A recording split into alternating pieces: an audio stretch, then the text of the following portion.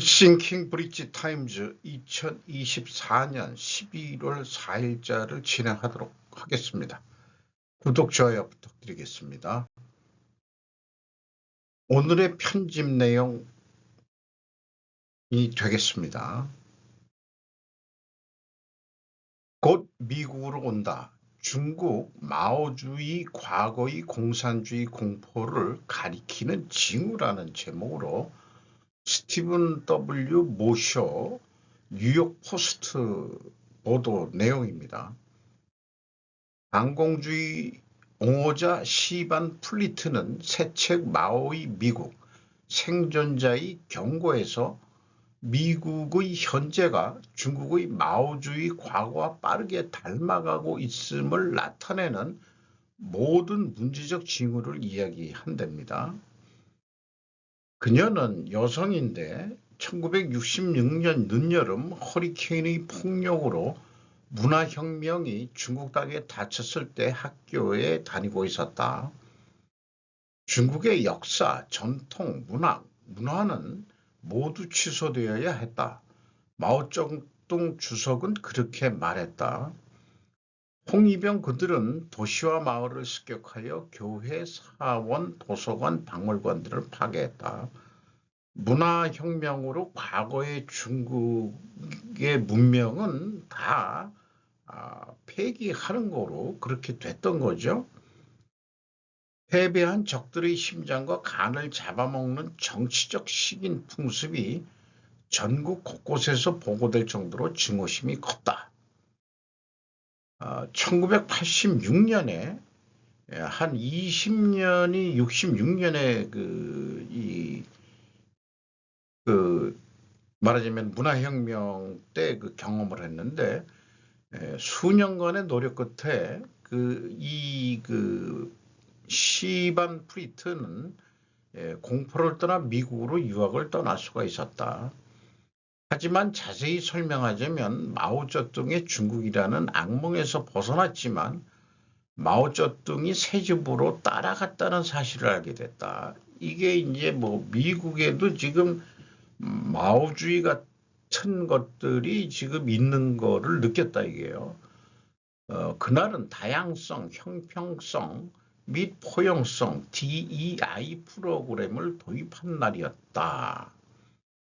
그녀는 회사가 성별이나 피부색에 따라 사람들을 좋은 계급과 나쁜 계급으로 나눈다는 사실의 경악을 금치 못했다. PC주의라고 볼 수 있겠네요.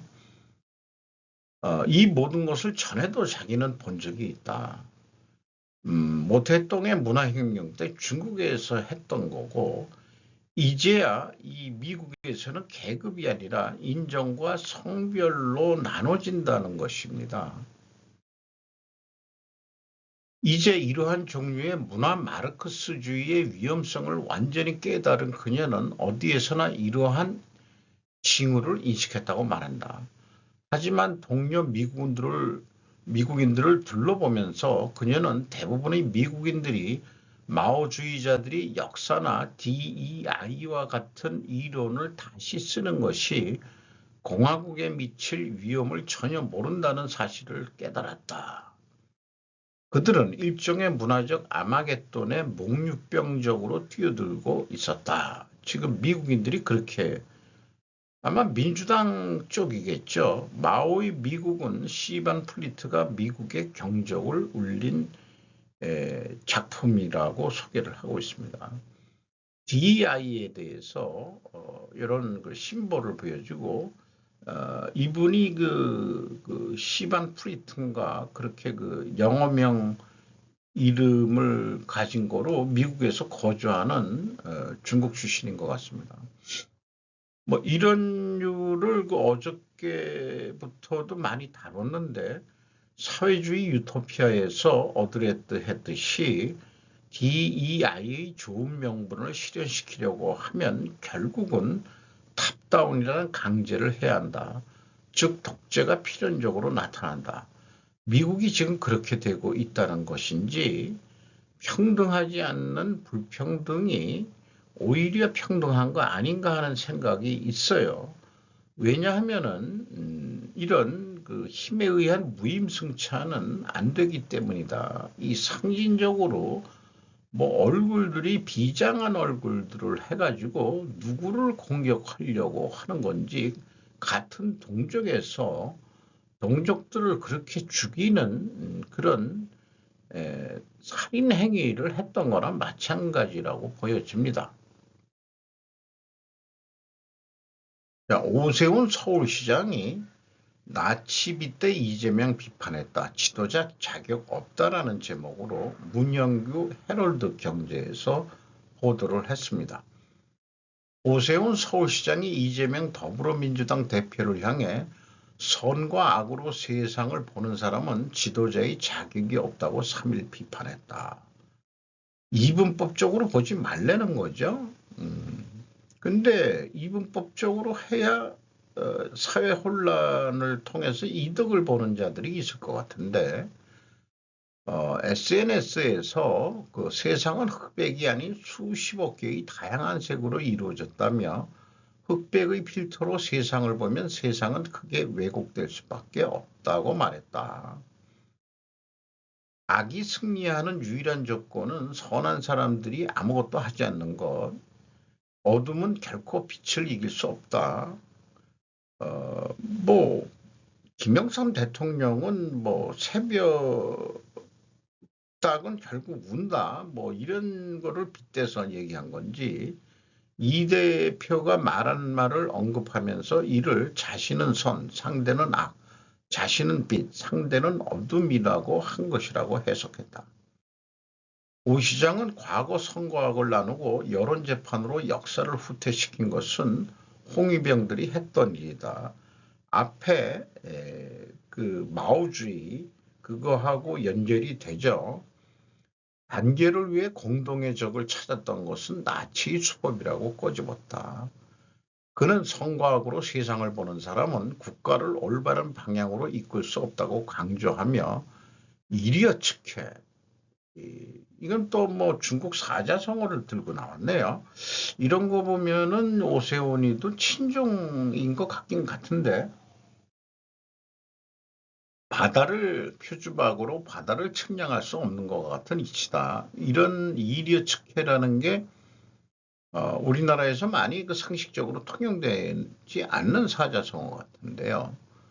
그래서 이런 느낌이 드네요. 이쯤에서 지금 이재명 대표가 장외 집회도 열고 이렇게 하고 있는데 오세훈이 차기 재권을 노리다 이렇게 느껴지네요.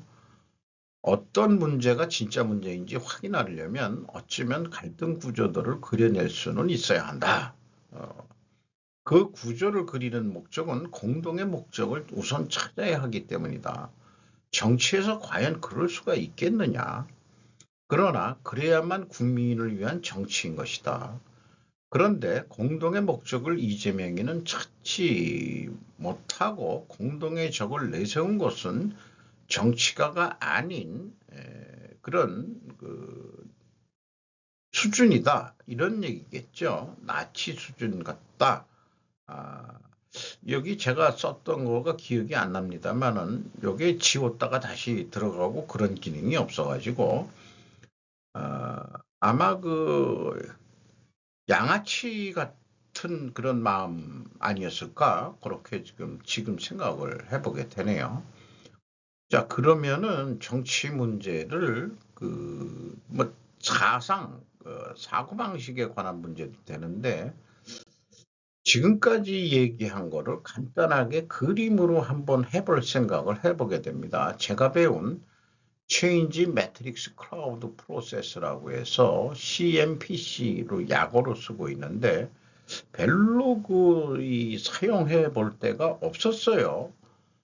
근데 이 도구는 위닝 게임을 위한 도구다. 이런 걸 다 설명해서 이쪽으로 가면은 안 된다는 것을 설득하기 위한 것이라고 생각을 합니다. 그러면은 일반적으로 변화 매트릭스니까 D는 변화한다고 D 프라임은 변화하지 않는답니다. 이것이 이제 대립되는 관계인데 B를 제가 금융자본주의라고 해봤고 C를 자유민주주의라고 해봤습니다. 이 위쪽은 미래의 기회고 그 다음에 그 아래쪽은 현재의 강점이라고 그렇게 해보는데 이것이 이제 공동의 목표가 뭐 국익이라고 얘기를 또 그 해보면 되겠죠. 공동의 국익. 국가 전체의 그 이익 이렇게 얘기를 할 수 있겠죠.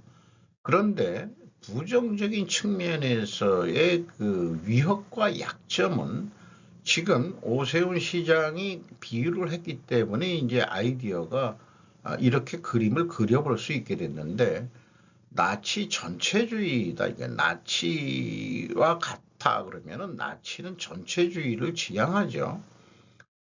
그리고 그 F는 자유평등 이율배반 합리화 어저께 그 사회주의 유토피아를 다뤘기 때문에 이런 것이 이제 그 사회주의의 그 약점으로 생각을 해봤어요. 그런데 이것을 두 가지가 합쳐져 가지고 이재명이는 공동의 적을 목표로 하고 있는 거다. 그래서 변화를 하기 위한 건데 이 방향으로 가는데 금융자본주의라고 제가 써놓은 거는 꼭 이렇게 해야 된다기보다도 세상이 지금 산업자본주의에서 금융자본주의로 좀 변해가는 그런 걸 제가 느끼기 때문에 금융자본주의라고 좀 해봤습니다. 이게 좀 긍정적인 측면으로 뭐 형태가 나타나야 될 텐데 죄송합니다. 조금 우려되는 바가 있네요. 김정은은 지옥에서 온 동지가 되기 전까지 중국의 동맹국이었다. 그러면 지옥에서 온 동지는 러시아 모양이네요. 로라 비커 BBC 뉴스입니다. 국제위기그룹의 애널리스트 크리스토퍼 그린은 중국은 북한에 대한 합리적이고 높은 수준의 통제권을 가진 관계를 추구한다. 그리고 북한과 러시아 관계는 이를 약화시킬 위협이 있다. 시진핑이 푸틴과 김 위원장의 동맹을 자신의 이익에 맞게 형성하지 못한다면 서방의 분노와 불안이 커지면서 중국은 여전히 중간에 머물러 있을 수 있다. 입술과 치아는 모 대통령이 북한하고 중국과의 관계를 얘기했던 건데 김정은 정권은 식량과 연료를 포함한 대외 무역의 90% 이상을 차지하는 최대 수혜자인 중국 없이는 생존의 어려움을 겪을 것이 분명하다. 이게 90%가 진짜 들어오겠죠. 오는데 북한이 아직까지 안 망하고 유지하는 것은 건강도 있고 지하자원도 또 석탄도 또 북한도 나오고 있고 등 금도 파는 게 있고 그 다음에 무기 팔아서도 또 지금 또 하는 것도 있죠. 최근에는 이제 용병까지 팔고 있고 자관 그렇게 되지만은 항상 그랬던 건 아니다. 1960년도 초에는 그 66년에 그 문화혁명 이런 게 있었는데 그 전에도 얕은 두만강을 건너 기근을 피해 탈출한 것은 오히려 중국인들이었다. 일부는 당시 북한의 교육 시스템이 더 낫다고 생각하여 북한에서 학교도 다녔다. 이런 거는 아주 처음 듣는 정보가 되겠네요.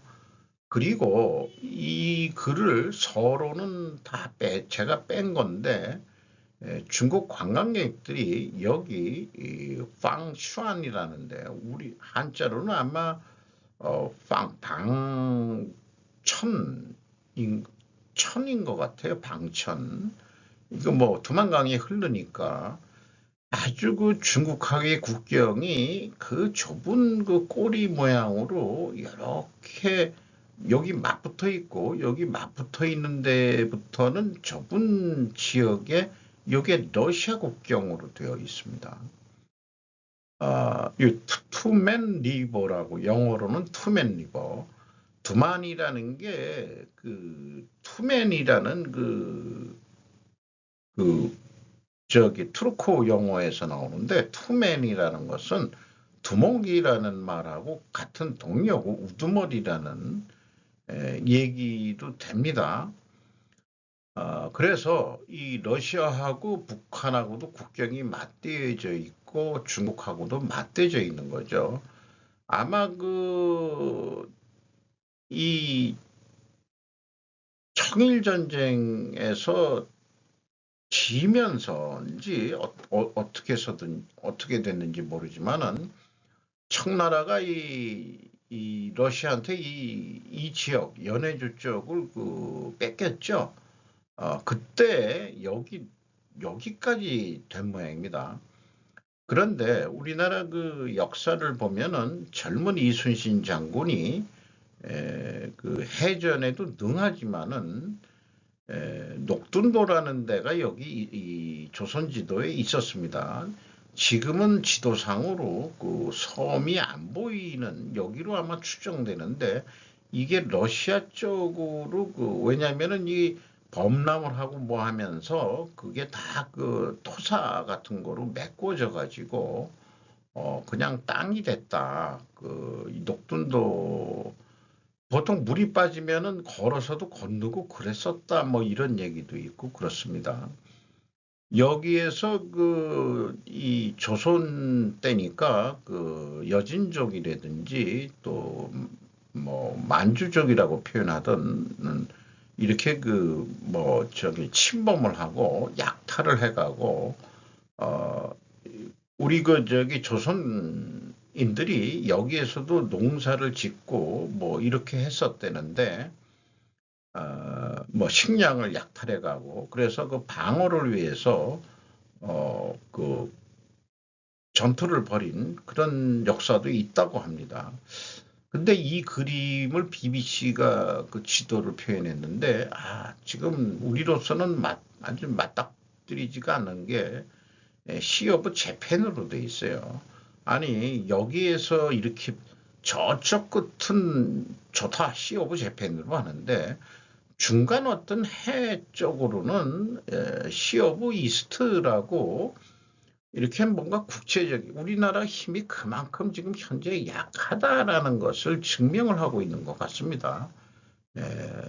서방 애들이 시 오브 재팬이라고 하는 것은 일본 편을 터들고 있다는 얘기죠. 그러니까 이런 것들은 북한하고 손을 잡아가지고 일본하고 대화를 해서 좋다. 가운데 선을 거가지고 거기까지는 그래 니들 시 오브 재팬으로 해.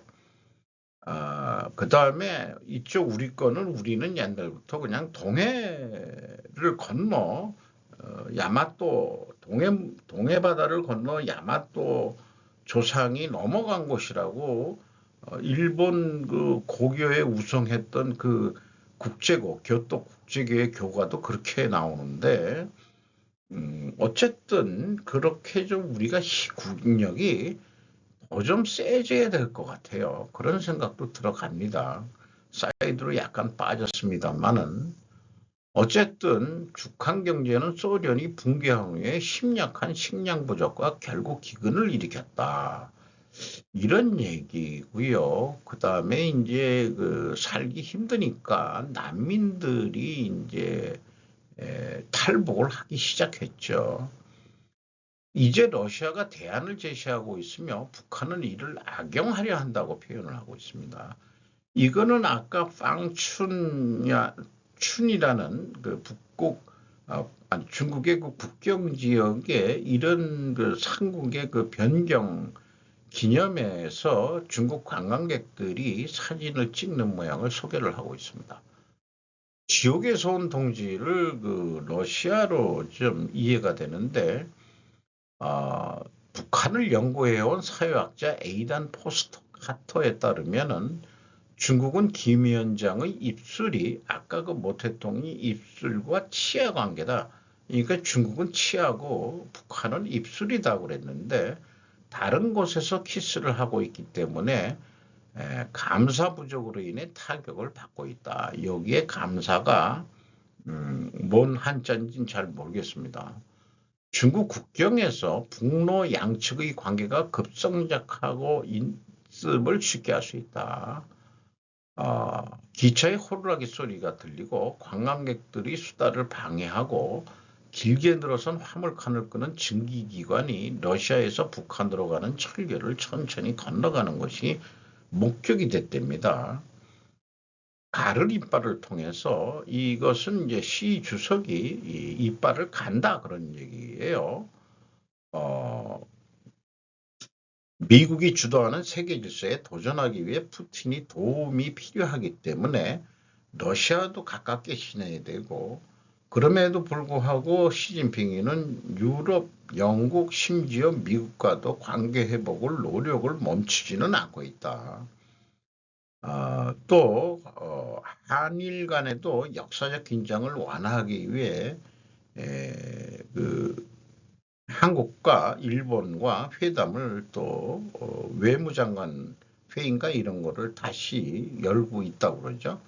이번엔가 작년 아니 올해 열었던 것은 외무장관 한중일 외무장관 회의는 한국이 주최하는 나라가 돼서 열었다고 하는 뉴스 기억이 나네요. 중국이 더 큰 영향력을 행사하는 지역에서는 핵무장한 한국이나 동아시아 나토가 이상적이지 않다. 그 무슨 의미로 얘기하는 건지 한국 핵무장 하면은 안 된다는 얘기고 동아시아 나토는 일본이 이번에 주장한 건데 그게 이상적이지 않다라고 얘기를 하고 있어요. 그래서 그런 과정에 이 뒷뜻은 해석하기가 참 어려운데 대담한 김정은 행동은 제가 좀 넣어봤습니다. 동맹국인 한국과 일본이 동맹국이라는 얘기로 이해가 되고 군함이나 심지어 무기 형태의 미국의 강력한 지지를 불러오고 있다. 그러니까 이 자꾸 그 미사일 쏘고 그러니까 훈련을 하고 또 이런 한미일 합동훈련 이런 거를 불러오고 있는 거로 저는 이렇게 하는데 다르게 또 해석을 하면은 대담한 김정은이 미국의 강력한 지지를 불러오고 있다. 이게 뭐 AI가 한계가 있어서 이렇게 표현을 한 것 같습니다. 아주 오랫동안 중국은 동북아시아에서 산불 정책을 취했으며 그중 하나는 북한의 핵을 갖지 않는 것이었다. 분명히 실패한 것이다.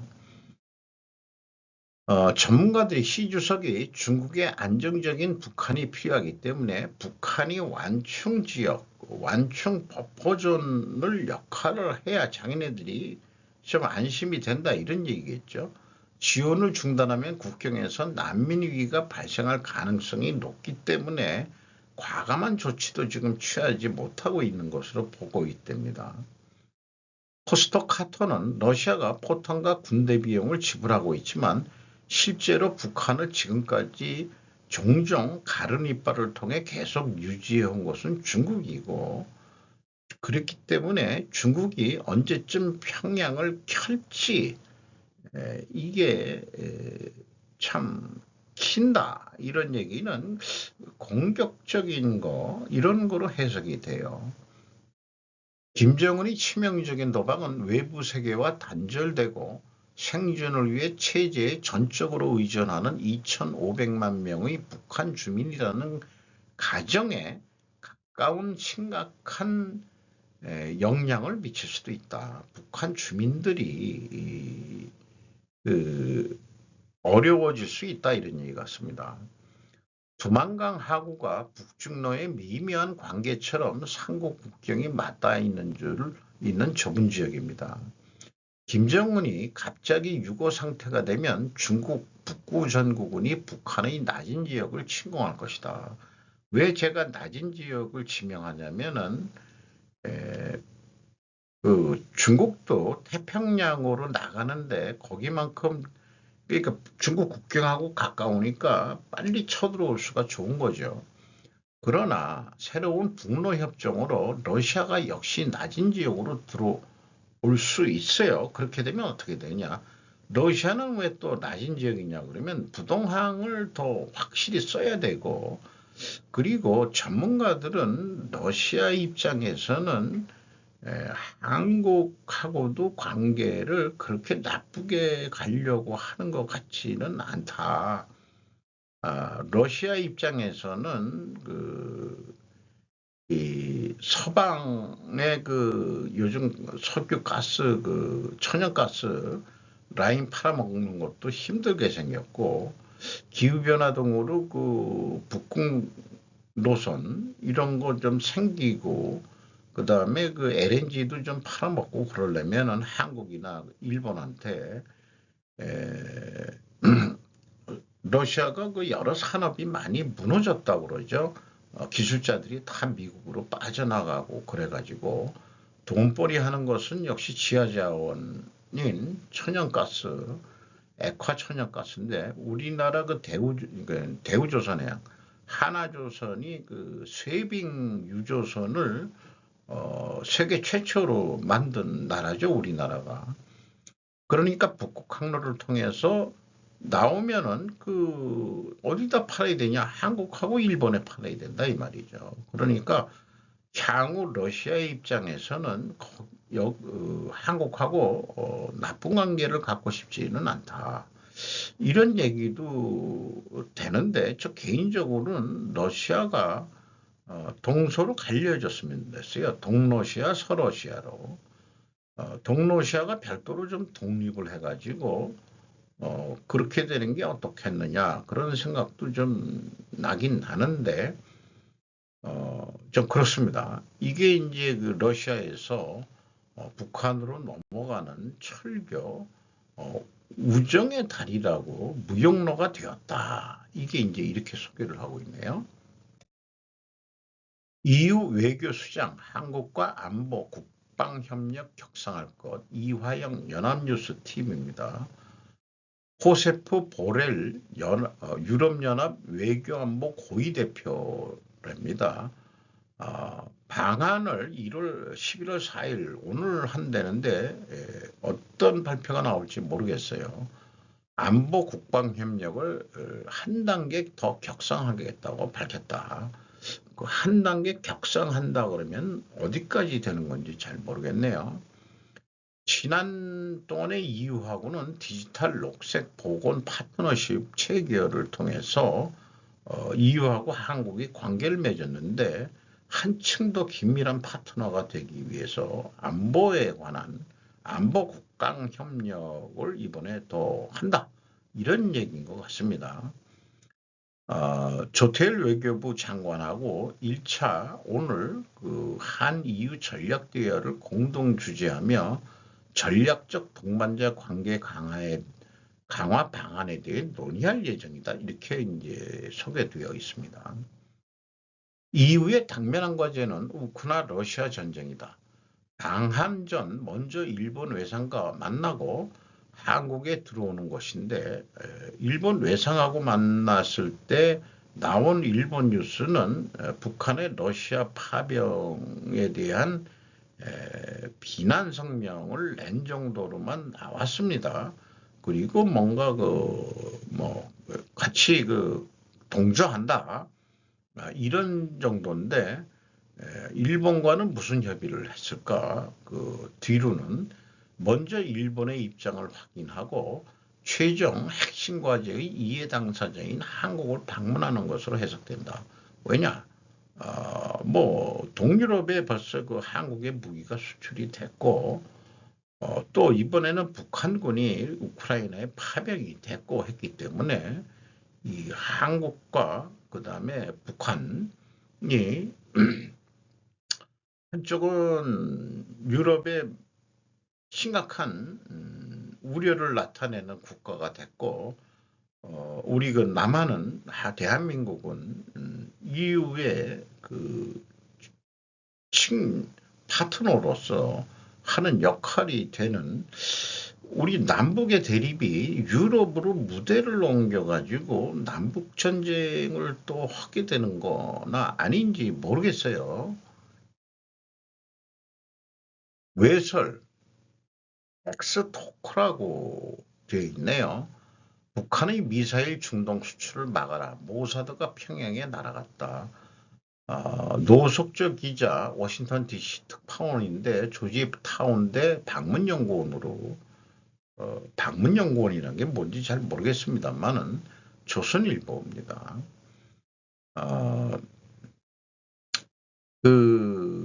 이 30년 전에 그 분쟁지인 중동 북아프리카의 미사일 등 각종 무기를 수출해 역시 논란을 일으켰습니다. 북한이 그때. 이란과 시리아는 북한으로부터 탄도미사일뿐 아니라 핵기술까지 이전받아 원자로를 지었답니다. 이란, 시리아의 손에 들어간 북한 미사일의 표적은 이스라엘이었겠죠. 근데 평양에서 날아온 편지, 뉴욕의 북한과 소통하는 유대인 사업가, 이스라엘 외무부는 이 사업가를 통해 문을 두드렸답니다.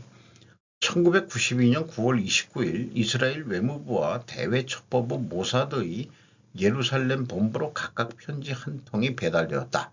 발신자는 조선민주주의 인민공화국 DPRK 이스라엘을 평양으로 초대한다는 내용이 담겨 있었다. 평양 운산에 있는 금광이 있습니다. 개발에 10억 달러를 투자해 보시는 것이 어떻습니까? 직접 와서 금광을 조사해 보십시오. 라는 문서래입니다. 참고적으로 이 1992년인데 우리가 88년 92년대는 어디에서 올림픽이 했는지 모르지만은 소련 해체에 한몫했다고 그러죠. 북한의 이스라엘 접촉은 소련 해체 후 경제지원 중단 후 발생했다고 봐집니다. 91년인가가 그 소련 해체니까. 2018년 현재 주일 이스라엘 대사이며 당시 베이징 주재 외교관이었던 누스카하노프 지질학자인 아보스 베인 박사와 모셰 시라브 박사가 방북단에 들어갔다. 모사드는 극비리의 별도팀을 또 꾸렸답니다. 그래서 이번 이 북한과의 협상은 북한의 대중동 무기 수출을 중단시키는 것이 북한하고 협상의 주요 목적인 거죠. 그래서 그 당시에 그 탄도미사일 노동 1호를 이 중동 국가에 팔았는데 당시만 해도 이스라엘은 에로우나 아이언돔 같은 미사일 방어 시스템을 구축하지 못한 상태였기 때문에 이 북한이 수출을 하니까 어떻게 해서든지 수출을 못하게 해야 된다는 예방 전쟁을 하는 거죠. 평안도 금강개발과 북미사일 거래가 협상이 됐다. 이 사진은 92년 평양에 도착한 이스라엘 외무부의 아이틴 벤추르 국장의 모습이 이스라엘 일간 예디엇 아우로넛이라는 데 찍힌 사진이랍니다. 92년 11월 1일 경유진 베이징에 도착했고 여기에서 그 북한 장관 제너럴 차라고 소개한 사람이 마중이 나와서 북한의 고려항공을 타고 평양으로 갔답니다. 그리고 바로 김일성 전용 헬리콥터를 타서 평안북도 운산 금강으로 갔답니다. 이란 등 적국의 노동 1호가 들어가는 걸 막을 수만 있다면 돈은 문제가 안 되는 게 이스라엘의 입장이었고 게다가 사절단의 지지학자들은 운산 금강은 잠재력이 있는 것이라고 평가했답니다. 그런데 이 북한은 협상하기에 못 미대온 대상이라고 미국이 경고를 그때 했답니다. 그런데 이스라엘은 그 당시에도 방문 내용을 상부에 보고했고 그 내용은 미국까지 전달이 돼서 알고 있다는 거죠. 우리나라가 한국이 안보에 대해서 미국에 전달하는 것을 미국의 종속관계 이 통치 지배를 또 식민이라는 식민 지배를 지배하더라도 간접 지배하는 게 미국이죠. 저는 그렇게 보고 있습니다만은 그런 거는 편향적인 시각이라고 여기에 이제 좀 또 하나 제 견해를 좀 얘기 안 할 수가 없네요. 이스라엘도 미국하고 협의는 한다. 요즘 말을 안 들어서 문제지. 근데 여기를 보면은 이스라엘은 예방 전쟁을 하는 거고 필요하면은 선제 공격을 하는 게 이스라엘의 생존을 위해서는 이스라엘로서는 충분히 그럴 전략을 가져가는 것은 맞다고 생각을 합니다. 그래서 이스라엘의 안보 전략은 역사적 경험에 의한 수천 년 나라를 잃어버리고 2000년 동안 또 돌아다녀가지고 이제 다시 재공급을 했는데 2000년 후에 어떻게 했어요? 어떻게 악바리가 됐겠죠. 악바리가 돼가지고 어쨌든 여기서 다시 죽을 순 없다. 이런 거겠죠. 그러니까 선제 공격 안 할 수가 없을 거예요. 그런데 93년 3월 12일 북한은 덜컥 핵 확산 방지 조약을 탈퇴 선언을 했고 이스라엘 북한 관계도 경색이 됐고 그럼에도 불구하고 벤투르 국장은 협상을 밀고 나갔는데 그때 안건 베이징에서 만나가지고 북한의 미사일 수출 문제, 둘째는 운상공간 개발, 셋째는 이스라엘의 차관 제공, 이스라엘이 차관 제공을 하겠다, 돈을 빌려주겠다, 국교 수립이었다. 제가 알기로는 평양의 유명한 그 높은 유경 호텔은 이스라엘의 건설 자금 지원으로 지어진 것으로 알고 있습니다. 이것은 장성택 처형당한 장성택과 그 아내 김경희, 김일성의 여동생인가 그렇죠? 이스라엘은 유럽의 대사로 있는 김일성의 아들이자 김정일의 이복 동생인 김평일에 접촉해 협상을 타진했다. 미국의 반대에도 모든 채널을 동원해 해결책을 찾아보려고 했던 것인데 대화론자 라빈 총리의 협상 중단 결심이 났다. 왜냐? 안 하고도 북한이 모르게 노동 1호를 또 팔 수 있는 거 아니냐. 적의 전략 무기는 정례 절대 용납할 수 없다. 그래서 이스라엘은 2007년 시리아의 핵시설을 전투기로 기습 폭격을 해가지고 시리아가 아예 그 핵 개발을 사실상 포기하게 만들었다는 것을 외설로서 그 보도를 하네요. 한 백서에 따르면 한국 대통령이 핵 전쟁을 위험을 높였다고 그렇게 얘기한답니다. 조시 스미스 로이터입니다. 북한의 적국화 연구소라가 있는 모양인데 여기에 그 윤의 그 무모한 발언, 남북 합의 요소 포기, 미국과의 핵전쟁 계획관요, 일본 및 나토와의 긴밀한 관계 모색 등을 비판했답니다. 뭐 이런 내용들이 있다는 얘기죠. 그리고 남북한은 엄밀히 말하면 여전히 전쟁 중인 거죠. 휴전 중이니까. 그리고 그 김건희 얘기도 북한에서 한다고 그러고 윤이 국내 정치적 어려움도 쫙 나열을 했답니다. 근데 이런 상황에서 이제 한국합동참모본부가 한미일 공중훈련 B1B가 다시 폭격기를 배치해서 훈련을 했죠. 이번이 두 번째인데, 그리고 이 B1B가 그 한반도에 그 전개된 것은 2024년에 네 번째라고 합동참모본부는 밝혔다. 이렇게 얘기를 했습니다. 이래서 한미 사상 첫 실사격 드론 훈련까지 실시를 했다는 거가 AP에서 11월 2일 날 보도를 했습니다. 이게 드론인데 드론에서 이 암살 목표의 그 소형 미사일을 쏠 수 있는 그런 훈련을 했다는 거죠. 그러니까 뭐 필요하면은 김정은이든 누구든 감시를 해가지고 조용히 떴다가 이번에 그 삐라 어디서 온지 모르지만 드론 삐라 그거 또 사건이 있었죠. 뭐, 우리나라 내에서는 아무 언급을 안 하지만은 어쨌든 서로들 뜨끔뜨끔하게 만드는 게들이 있습니다. 러시아 우크라이나 전쟁에서 북한의 새로운 역할에 대한 우려 증가라는 또 폭스 32 시카고 WFLD라는 그런 매체에서 이런 제목만 가져왔어요. 3차 세계대전의 서막, 러시아의 북한 감빗으로 우크라이나 전쟁이 세계화될 수 있다. 이렇게 폴포스터 WPR이라는 데서 또 뉴스가 있네요. 무엇보다도 이는 러시아 전쟁 노력에 절실히 필요한 인력을 투입하는 것이다. 첫째가 그 다음에 북한은 수십 년 동안 대부분이 세계로부터 고립되어 국가로서 우크라이나 전쟁을 세계 정치에서 역할을 할 수 있는 기회로 보고 있다.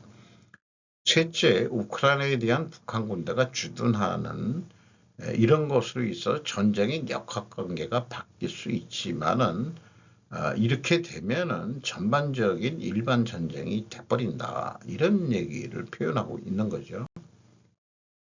자, 그런 정치 안보에 대한 거 말고 그러니까 20대 남성의 40%가 데이트 경험이 제로에 연애는 싫지만 남사친과의 BBQ라면 간다. BBQ가 치킨집 간다는 얘기인가요? 이거 잘 모르겠네. 일본 젊은이의 삶의 어려움. 이게 뭐의 약자인지 모르겠어요. 미타데라 K라고 프레젠트 온라인에서 보도한 내용입니다.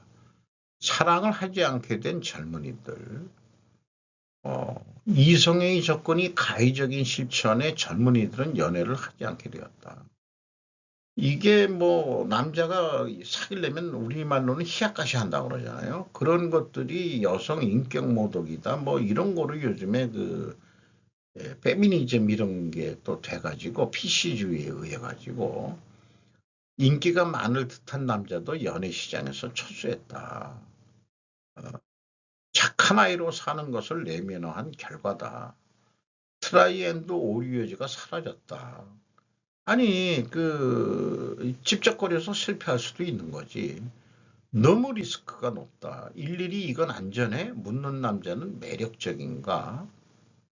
윤리적 고립을 택하는 우리 전후 일본에 수입되어 온 리버럴리즘은 예를 비판하면서 예의할 때 예인 것 같습니다.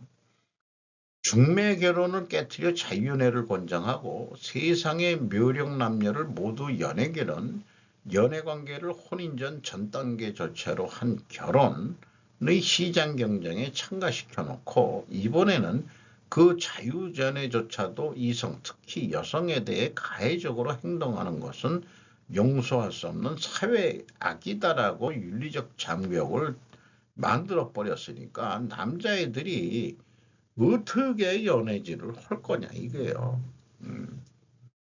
이래서 뭔가 할로윈데이 같은 축제에 문제가 터지는 거 아닌가 이런 생각도 나네요. 중의원 선거 후에 들었다. 기대하고 있는 정당 랭킹 1위, 랭킹 3위가 입헌민주당, 2위가 자민당, 누른 1위는 어디냐? 그러면 국민민주당인데 국민민주당이 세 번째로 많이 의석을 땄네요. 참 당도 많습니다. 다 과반수가 안 되죠. 이번 자민당이 233석이나 얻어야 되는데 많이 뺏겼다는 얘기죠. 3위 입헌민주당이 주장하는 것은 기업단체 헌금의 금지나 정책활동비의 폐지를 내세운 것 외에 두툼한 중산층의 부활로서 최저임금의 1,500엔 이상으로의 인상, 정규 고용의 촉진, 국공립대 수업료의 무상화를 제창했는데 1위 국민민주당은 선거 후에 왜 1위가 됐느냐? 어, 실수령 늘리기다. 이게 한마디로 얘기하면은 기초 공제가 이거 구체적으로 나오네요. 소득 공제를 총 103만 행에서 178행으로 인상해달라. 인상해야 된다. 소비세를 5%로 즉사 인하하고 뭐 사회보험료 경감 전기료 인하 등 공약 등을 담았기 때문에 그렇다.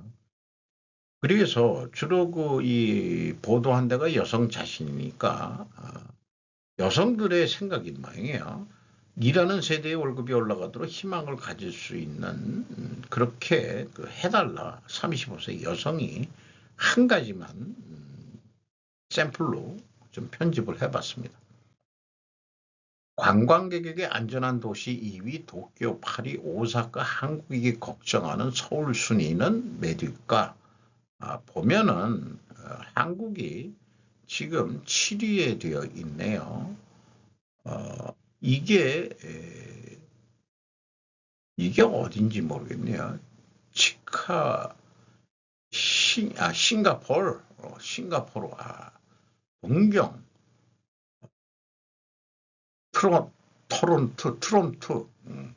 토론토, 캐나다, 오스트리아야, 시드니, 참, 일본 말이 그래, 영어가 안 돼. 차관 7위랍니다. 그런데 도시로서 오사카가 8위고 그러네요. 네. 미국은 안 들어가네요. 안전한 도시가 아니죠. 한 군데도 10위 안에 못 들어갑니다. 위험한 도시, 뭐 가다카나로 읽어도 뭐 어딘지 잘 모르겠습니다. 카라카스라고 되어 있네요. 카라카스. 자, 그 유명 유튜버 좀 뭐 또 기록을 좀 남겨놓고 싶어서 편집을 했는데 시간도 많이 갖고 해서 주로 화면만 보여드리는 거로 필요하시면은 화면을 정지해서 제가 요약을 해서 자료로 좀 남겨놓고 싶어서 또 편집을 해봤습니다만은 그래도 중간에 의견을 하나 좀 넣고는 싶어요. 어쨌든 이 슈카월드는 KG를 비판하는 입장으로 이번에 방송을 했습니다. 154만 주가인데 왜 67만에 신주 발행하는가? 요건 하루에 최고 가격을 했을 때지만은 모집가액은 뭐 법상에 이사 결의 전일 2010년 10월 29일 기산일로부터 과거 3거래일로부터 제5거래일까지 가중산술 평균 주가를 기준 주가로 하여 할인율 30%를 정하여 산정하니까 그렇다 이거예요. 뭐 이렇게 하고 뭐 많이 나온 얘기입니다. 이게 결론적으로 다른 주주들에게 피해를 주는 결정을 하면 안 된다. 너무나 기본적인 사실 초등학생도 한다 수준이라고 강변을 하더라고요. 회사는 개인의 것이 아니지 않느냐. 자, 이 뭐 고래한 주식을 사가지고 피해를 받는지 어떻는지 전 잘 모르겠습니다만은 진행자가 말한 다른 주주들이란 영풍 및 영풍의 특수관계자와 소액 주주들일 것이다. 근데 제 생각은 달라요. 생존 가능 여부에 따라 의사결정이 합리적이었음이 입증이 된다. 고려인 입장에서는 이해관계, 손익관계가 아니고 지금 생존이 달려있는 문제죠. 생존 전쟁의 이해득실이 우선순위가 되기는 매우 어려운 것이다. 그러니까 머리를 쥐어 짜내가지고 아이디어를 내고 뭐 이러고 하는데 법조항도 많이 검토를 했는지 누가 코치를 하고 있는 건지는 잘 모르겠습니다만 그렇다면 기존 경영권을 가진 최윤범 회장은 그렇다 그러고 그 외에 최씨 일가의 특수관계자들은 또 주주가 아니라는 말이냐. 그들의 권리 또한 피해를 주는 결정을 한 것인지 좀 질문을 해봐야 되지 않겠냐. 금감원의 미래에셋 유상증자 관련 조사의 적법성 여부를 기다려 보기로 해봅시다. 러시아가 빠질 이유 가스 전쟁. 요것도 뭐 괜찮게 내용들을 히스토리컬하게 해서 잘 또 재미있게 소개를 했고요. 러시아에서 그 파이프라인이 끊어지니까 그 이제 아프리카에서 가는 거로 하고 있는 거를 소개하는 건데 문제는 이 여기 그 알제리가 있고 나이지리아 뭐 이렇게 육상 파이프라인 대 해상 파이프라인 이런 그 관계도 좀 소개를 하고 있는데 이 중간에 지금 구테타 지역이 여기를 뭐 무슨 지역이라고 얘기를 했는데 사헬 지역이라고 얘기를 했는지 뭐라고 얘기했는지 이게 금강 지역이라고 제가 알고 있습니다. 여기에는 구테타 지역인데 금강 지역으로 러시아가 영향력을 그 행사하고 있다. 아, 그렇게 알고 있습니다.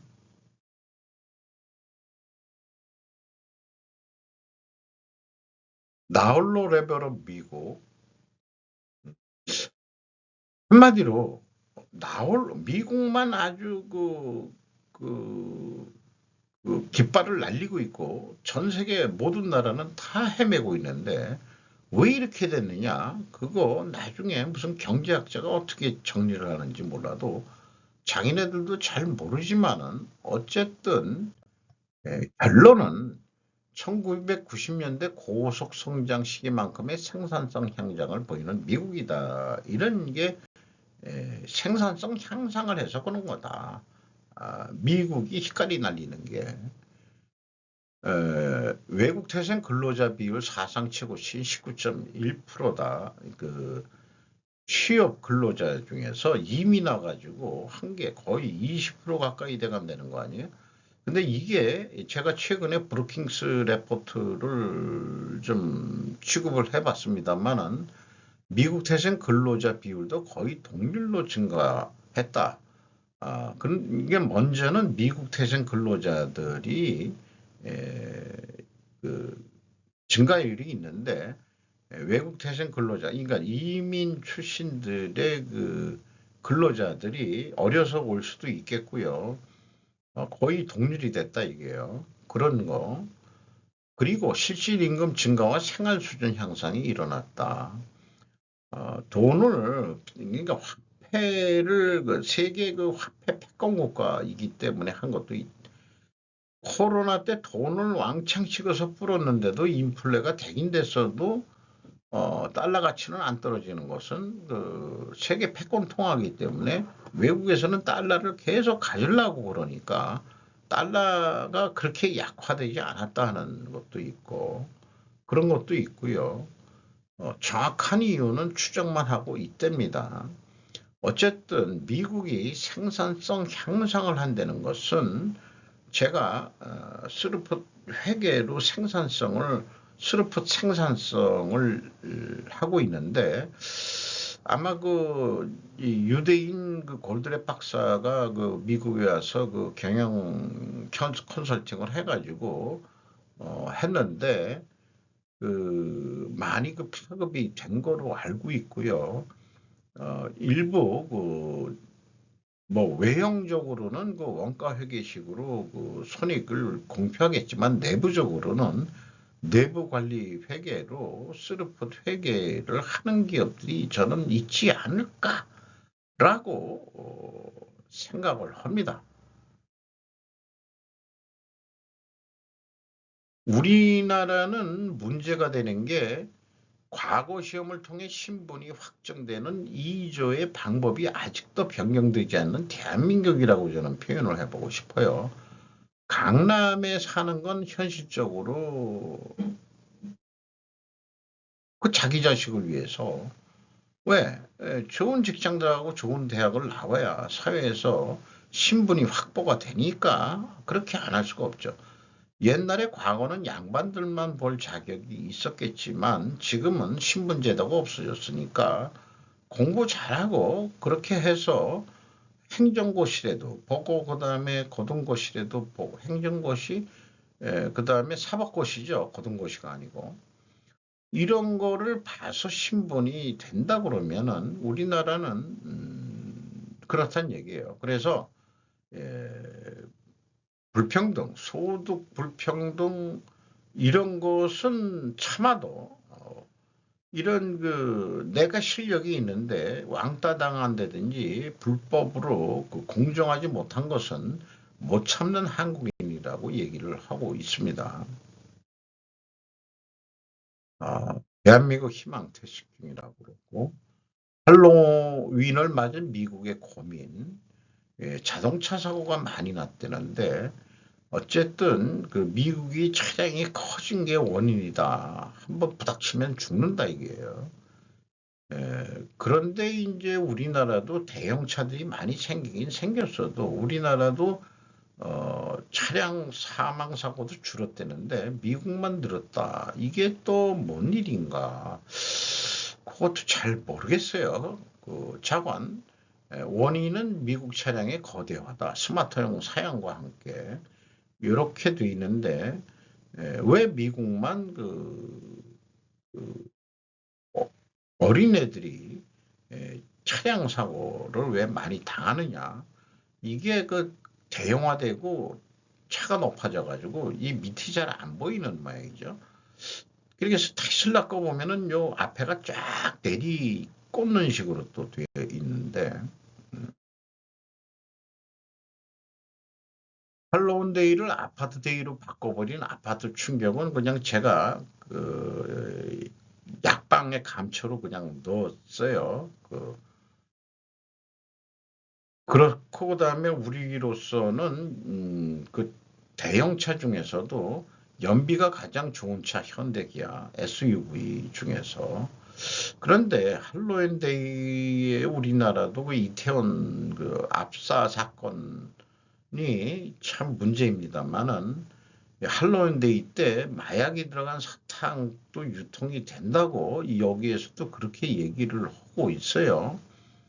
근데 이 할로윈 데이란 원래 축제라는 뜻은 고대 할로윈 데이에서처럼 연애 상대도 구할 수 있는 섹스도 가능한 축제가 많았다고 합니다. 할로윈 데이의 기원이 켈트족이라는 것으로 생각하면 쉽게 추정이 가능하지 않을까. 어린애들이 사탕받는 날이 아닙니다. 원래는. 가면을 쓰고 신분을 위장하고 축제에서 남녀가 쉽게 섹스를 할 수 있는 기회를 준 것이 축제의 숨은 뜻일 것이다. 그러니까 마약을 먹어야 머리가 돌아가가지고 그렇게 되나요? 아니 그거 없어도 축제 분위기에 얽혀서 본능적으로 끌리는 남녀가 만나가지고 섹스를 할 수 있는데 지금 이 윤리관 유교적인 거로는 이해가 안 되는 거지만 옛날에는 그랬다 이런 얘기를 해요. 그 축제일에 잉태한 씨가 좋은 기운을 타고 지도자가 될 상이라는 신념을 가지고 있었다고 합니다. 주워 들은 얘기예요. 옛날 천문 이런 샤머니즘 이런 시대가 있었기 때문에 자, 이상 마치도록 하겠습니다.